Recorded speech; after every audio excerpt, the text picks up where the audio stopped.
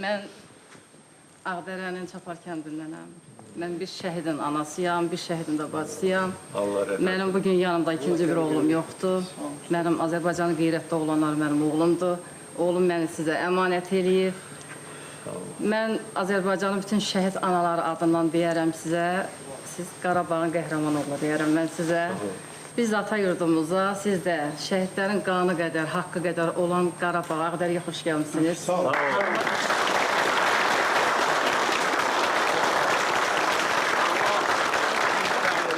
Rəhmət eləsin.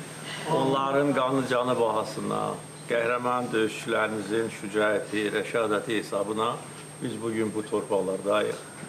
Və biz şəhərlərimizin əziz xatirəsini əbədi qəlbimizdə yaşadacağıq.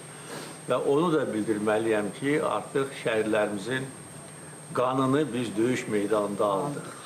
Onların qanı yerdə qalmayıb. İşğal dövründə dəfələrlə bu sözləri biz eşitmişik, işlətmişik və bu arzularla yaşamışıq.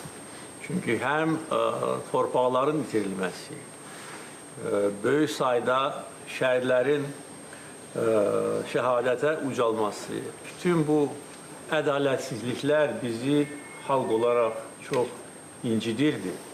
Ancaq bizi sarsıtmadı. Biz əyilmədik, iradəmizi göstərdik və döyüş meydanında həm şəhərlərimizin qisasını aldıq, həm də torpaqlarını